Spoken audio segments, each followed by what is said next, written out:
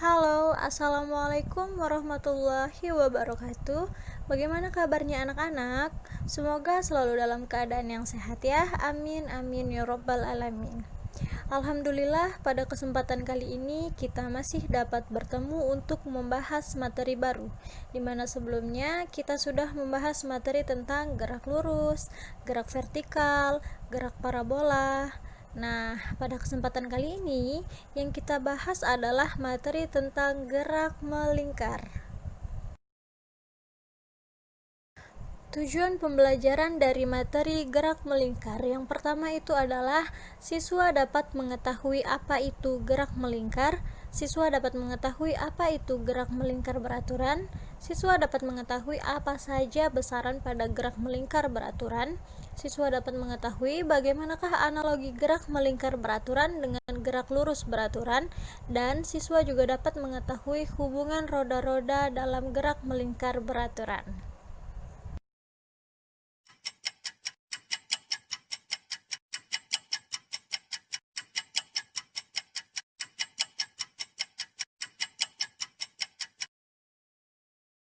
Nah, pada video yang tadi kita lihat, itu adalah salah satu contoh dari gerak melingkar. Lalu, apa itu gerak melingkar? Gerak melingkar adalah gerak yang lintasannya berupa sebuah lingkaran. Ketika sebuah benda yang mengalami gerak dengan lintasan berupa sebuah lingkaran, maka benda itu dikatakan mengalami gerak melingkar. Dan gerak melingkar juga memiliki dua jenis, yaitu gerak melingkar beraturan dan gerak melingkar berubah beraturan. Dan yang kali ini akan kita bahas yaitu gerak melingkar beraturan. Apa itu gerak melingkar beraturan? Gerak melingkar beraturan adalah gerak suatu benda yang berbentuk lingkaran dengan kelajuan linear konstan, namun arah kecepatan linearnya selalu berubah. Gerak melingkar memiliki ciri-ciri sebagai berikut. Yang pertama, kelajuan linear tetap dengan kecepatan linear berubah arah sesuai perubahan waktu. Yang kedua, besar dan arah vektor kecepatan sudutnya tetap sehingga percepatan sudut sama dengan 0. Dan yang ketiga, besar percepatan sentripetal tetap dengan arah selalu menuju titik pusat lingkaran.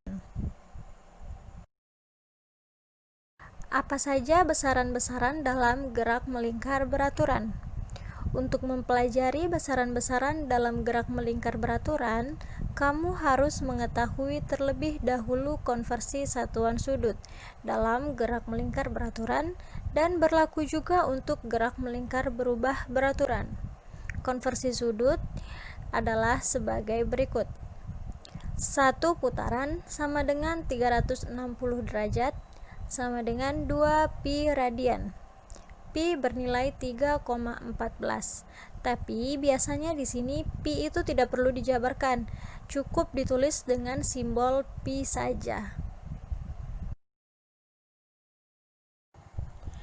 Nah, ini adalah salah satu contoh bagaimana mencari sudut dalam radian dan putaran. Di sini dapat kita ketahui bahwa besar sudutnya adalah 30 derajat. Yang ditanya besar sudut dalam radian dan besar sudut dalam putaran.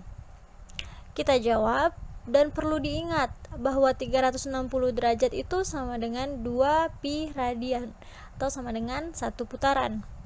Untuk mencari besar sudut dalam radian, kita cari 30 derajat sama dengan 30 derajat dibagi 360 derajat dikali 2 pi radian. Kita dapat hasilnya 1/6 pi radian. Maka besar sudut dalam radiannya adalah 1/6 pi radian.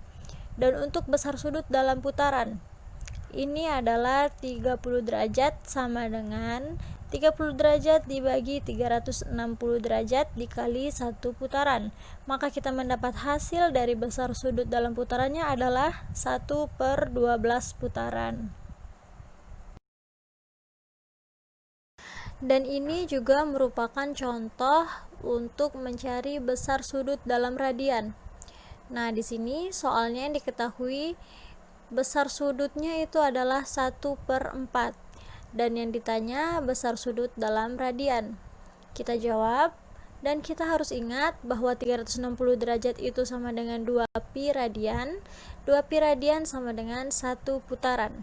Maka besar sudut dalam radian adalah 1/4 putaran sama dengan 1/4 dikali 2 pi radian sama dengan 1/2 pi radian.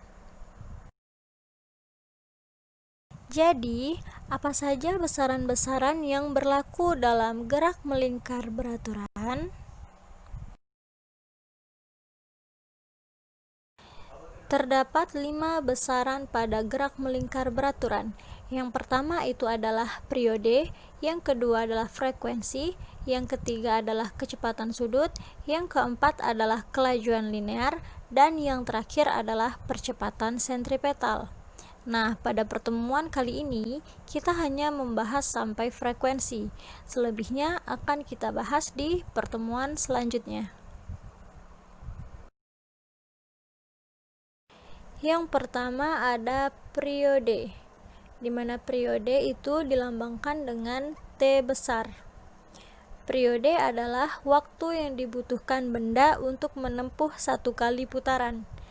Dan periode dapat dirumuskan dengan T sama dengan T/N, dengan keterangan T besar itu adalah periode dengan satuan second, T kecil adalah lamanya benda berputar dengan satuan second, dan N kecil itu adalah banyak putaran yang dilakukan oleh benda. Selanjutnya adalah frekuensi. Frekuensi dilambangkan dengan F, di mana frekuensi adalah banyaknya putaran yang dilakukan benda dalam waktu 1 second. Dan frekuensi dapat dirumuskan dengan F sama dengan N/T, di mana F itu adalah frekuensi dengan satuannya Hertz, N itu adalah banyak putaran yang dilakukan oleh benda, dan T adalah lamanya benda berputar dengan satuan second. Dapat diketahui juga hubungan antara periode dan frekuensi, di mana periode sama dengan 1 frekuensi, frekuensi sama dengan 1 periode. Dan ini adalah contoh soal, di mana soalnya itu adalah sebuah benda bergerak mengitari lintasan berbentuk lingkaran sebanyak 8 kali dalam waktu 2 menit. Tentukanlah periode putaran benda dan frekuensi putaran benda. Oke, untuk penjelasan contoh soal, tadi soalnya diketahui, dari soal kita dapat mengetahui N itu 8 karena perputaran yang sebanyak 8 kali, dan T nya sama dengan 2 second. Nah, yang ditanya itu periode dan frekuensi. Untuk menjawabnya, kita cari dulu yang periode. Periode kita gunakan rumus T sama dengan T kecil per N. Nah, kita masukkan nilai T nya 2, N nya 8. 2 dibagi 8 sama dengan 0,25 second. Nah, untuk mencari frekuensi, kita gunakan rumus N/T. Kita masukkan nilai N nya tadi 8, T nya 2. Nah, jadi 8 dibagi 2 sama dengan 4 dengan satuan Hertz. Jadi frekuensinya 4 Hz dan periodenya 0,25 second.